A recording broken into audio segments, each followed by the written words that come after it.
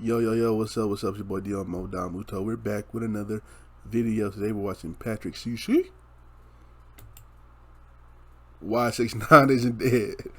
Alright, I mean, bruh, nobody's gonna kill 6ix9ine, bruh. I mean, you know what I'm saying? He be staying off the streets, he ain't, you know what I'm saying? I haven't seen him, like, I haven't heard from him in a minute. I mean, like, I heard when he first kind of got away, when he came out talking about he was talking about he was a rat and a snitch. I haven't really heard from him much, so he probably staying out the limelight. Nobody really checking for him like that no more. But let's get into it. This is a comprehensive list of all the rappers that have passed away in the last 10 years. This list contains everyone from Juice WRLD, who had an accidental overdose, to OG rapper Coolio, who passed from a heart attack. However, when an artist gets taken out by someone else, it cuts a little deeper. Takeoff, PNB Rock, JDyoungin, Draco the Ruler, Young Dolph, MO3, King Von, Pop Smoke, Nipsey Hussle, XXXTentacion, and many others had their lives cut short by other people's actions. True. Although none of us would ever condone this type of activity, most people thought that Tekashi 6ix9ine would be added to this list. However, right now, Tekashi is living his best life. After he beat a RICO case by snitching on his whole gang, 6ix9ine is out free, traveling on private jets all over the world, and publicly making fun of every rapper that dies. A lot of people believe that Tekashi has a target on his back, and every single day that goes by, he is one step closer to his permanent demise. But Tekashi has survived everything we thought he couldn't do, and there are a few key reasons why. When 6ix9ine was released from jail in mid-2020, he remained quiet for a month. Nobody knew if he was ever going to show his face again publicly. To their surprise, the release of his song Gooba proved that he had no intentions of going anywhere. And to take it one step further, in the music video he embraced the label of being a rat or a snitch, after cooperating with the federal government to indict 12 of his former 9 Trey Blood gang members. Some of those men won't be getting out until 2030. The music video broke the YouTube record for the most views in the first 24 hours for a hip-hop song. Meek Mill tweeted that the song was trash and made fun of him for still claiming to be a gangster. Lil TJ said that he was the king of New York, and he doesn't like all that snitch rainbow hair shit going on in his city. Keep in mind that being labeled a snitch in hip-hop can potentially end someone's career, but a lot of 6ix9ine's fans empathized with him. He said his ex-gang members set him up, robbed him, assaulted the mother of his child, and even planned to kill him. Why would he remain loyal to the people that wouldn't do the same for him? Whereas his adversaries say that he shouldn't have gotten into this life if he wasn't ready to accept the consequences. All of those scenarios, or, sending shots. Everything I was rapping about was really happening. Yeah. These rappers that rap about the that they rap about, they don't live. 6ix9ine was willing to accept that he was a snitch, but he didn't want to be alone. He had a list of rappers he was going to expose on an Instagram Live to over 700,000 people, starting with Meek Mill. In 2019, Meek thanked a woman named Desiree Perez for helping him finally put his legal troubles behind him. Tekashi exposed that Desiree was a federal informant in the 90s. Perez, the wife of longtime Jay-Z wingman Juan Perez, became a cooperating witness for the DEA in the 1990s. After her 1994 arrest for possession of 35 kilos of cocaine, Perez struck a deal with the feds, agreeing to wear hidden wires to record her meetings with major cocaine traffickers. 6ix9ine was confused why Meek would make fun of him, but then go and work with a federal informant. He went especially hard on Meek since this was all a promotional campaign for his track called Trolls with Nicki Minaj, who had a previous intimate relationship with Meek. He then called out Future, who posted on Instagram, "I believe if you hang with a snitch, you a snitch, and deserve to expire." But Tekashi pointed out that Future hangs around people that 6ix9ine considers snitches. He then called out Snoop Dogg, exposing alleged paperwork of Snoop Dogg snitching in the 90s, and using a video of Suge Knight admitting that Snoop Dogg was a snitch as proof. 6ix9ine genuinely believes that any other rapper would do exactly what he did if they were in his situation. He doesn't like how rap fans and media pick and choose who can get away with snitching. But 6ix9ine seems to forget that him being a snitch is not the only reason why people may not like him. One main reason why rap fans don't like him is simply because he's annoying. Anytime someone tries way too hard for your attention, it looks desperate. 95% of rappers are getting your attention because of the songs they make or the creative ideas they share. Everything 6ix9ine does, from his IG posts to his lyrics, is comparing himself to others. Look what I have compared to him. Look at what I do compared to him. He gives off this try-hard, pick-me energy, and it just gets exhausting after a while. But in mid-2020, the internet was deprived of 6ix9ine antics for over a year, so this expose proved to be effective. Not only did he piss off all these rappers, but the music video for Trolls dropped at the end of the IG Live, which was another 30 million view and 24-hour debut. That song would go on to hit #1 on the Billboard Hot 100, Tekashi and Nicki Minaj's first #1 hit. Oh, fuck yeah! Did I tell you? Did I tell you, nigga? Fuck you, I can't be stopped, nigga! But he couldn't stop there because he had an album to promote. 6ix9ine's enemies swore he couldn't go outside. He was only safe inside of his house. So he went to the dangerous south side of Chicago to prove them wrong. Before he showed up, he posted a video mocking Chirac rapper Lil Reese. 6ix9ine recreated a viral video where Reese was allegedly caught off guard, jumped, and then defecated on himself. People swore he was going to get himself killed for this. But when 6ix9ine was in Chicago, you could see at least 3 huge security guards watching around the corner. He was also seen at the mall absolutely swarmed with security. 6ix9ine would obviously be an idiot to walk around without security, and anyone trying to do something to him in public while he was around security would be just as stupid, especially considering his work with the federal government. But regardless, 6ix9ine's views skyrocketed, and his enemies were embarrassed. Unfortunately, his album flopped. Tattletales dropped in September of 2020 and was projected to sell 150,000 first week, but it then went on to only do 50,000 first week. Rappers were clowning him in the comments. Trippie Redd famously laughed and mocked 6ix9ine for selling 50K. 55K first week ain't Then just terrible, last though. week in 2023, Trippie sold 50K with 22 features, including the biggest rappers in the music industry. But the only person who can really troll Tekashi is himself. He posted a video of him ripping down posters and passing out his album for free, begging people to listen to it. 6ix9ine fans immediately said that it's because he is blackballed from the industry, which is probably true. Anyone who associated with 6ix9ine would be risking their career and reputation. Artists, bloggers, playlist curators. He got no support from the music industry. Or maybe his music just isn't good. 6ix9ine's songs have sounded very similar since 2018. DaBaby and Gunna are known to be pretty repetitive, and it worked out for them for a while, but eventually, people get tired, especially when the odds are already stacked against you. Plus, a lot of the interest in his music was predicated on the drama and controversy it creates, rather than just simply how good the songs are. Tekashi just didn't bring anything new to the table with this album, and after this flop, he disappeared. His return in 2021 started with more beef. He pulled up on Meek Mill outside of a club in Miami.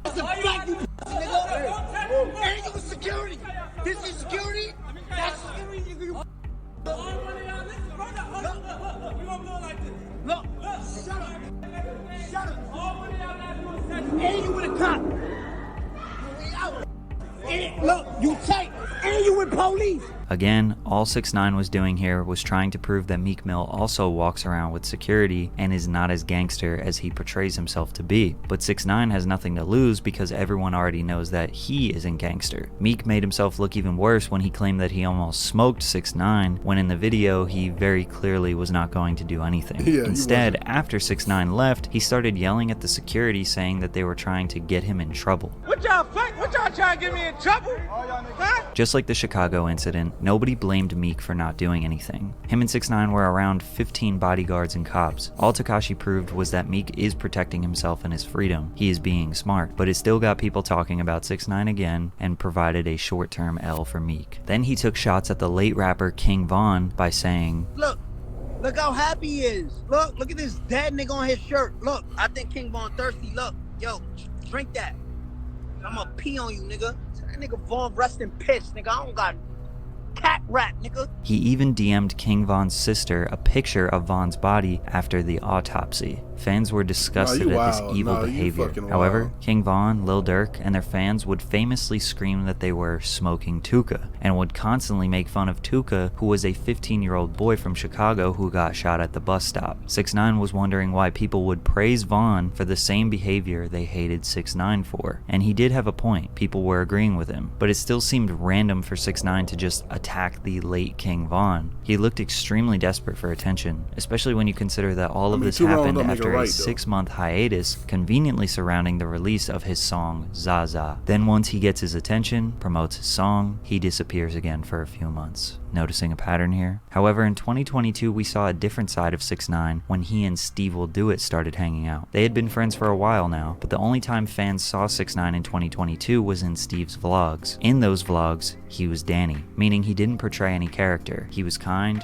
funny, and appreciated by Steve's audience. This was the first time we ever saw who 6ix9ine truly was. They were giving away money to underprivileged communities and doing philanthropic work. It seemed like he might pursue a second career as a content creator, or maybe he was finally done with his rap beefs, but we were wrong, because he betrayed Steve for more short-term clout. 6ix9ine tricked Steve into doing a video collaboration with a young man named Perkio. Perkio was going viral for looking exactly like Lil Durk. Durk even supported him and brought him on stage at one of his concerts. Steve trusted 6ix9ine and thought that Perkio was a paid actor. When he got there, Tekashi pressed Perkio and forced him to wear a jacket with King Von on the back, trying to again stir up some drama with Lil Durk. Conveniently, 6ix9ine was releasing a song and NFT project called Gine at this time, which is why he randomly started creating beefs again. Steve went on an apology tour on various podcasts because people blamed him for accelerating a dangerous rap beef. And even though Steve was taken advantage of, he apologized. He even gifted Perkio with $20K, and 6ix9ine got what he wanted yet again.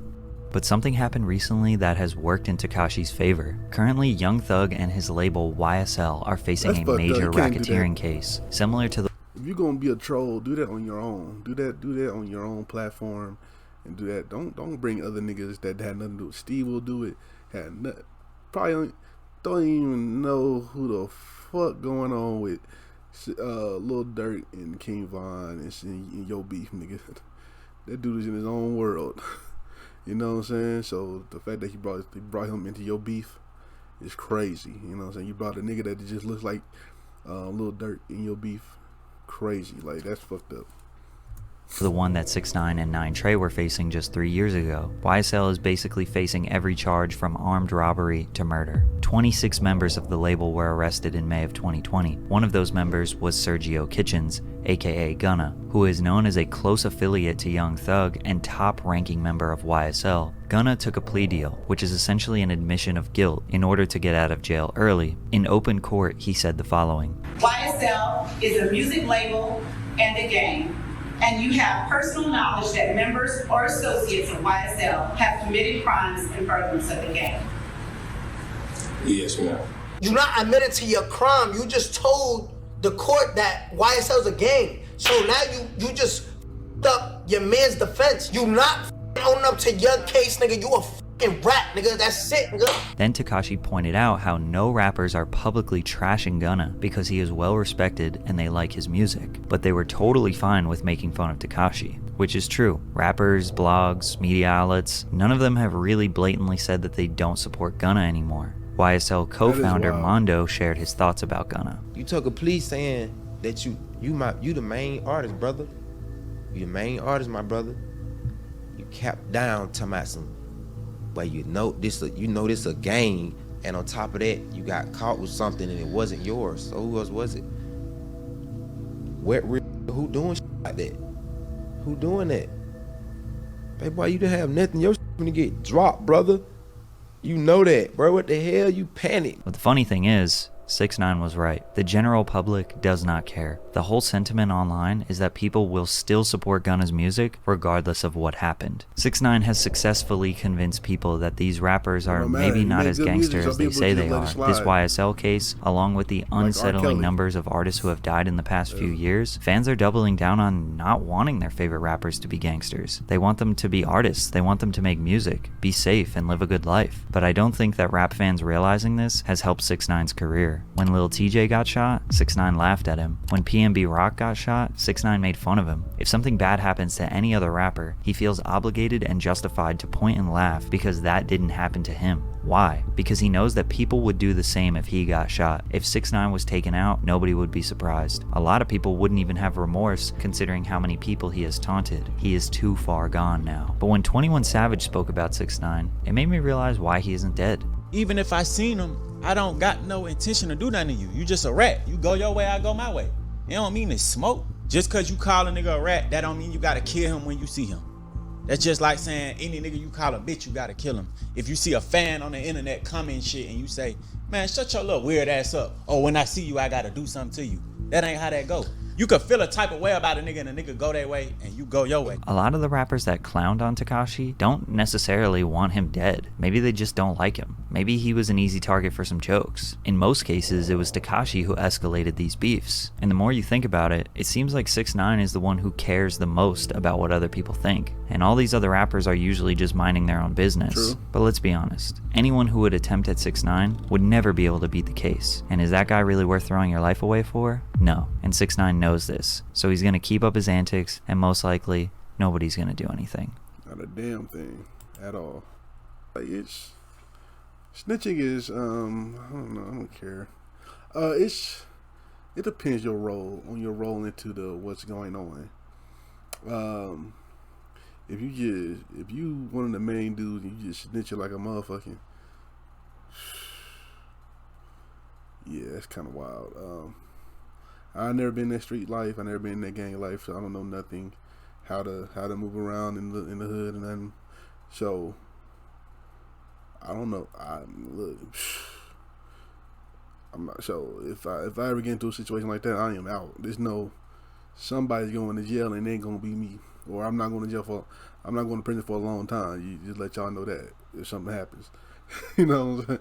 And I don't give 3 fucks what y'all niggas think about me, nigga. I don't care. Nigga, I am out. Nigga, who the fuck wanna be in prison on purpose, nigga? What the fuck?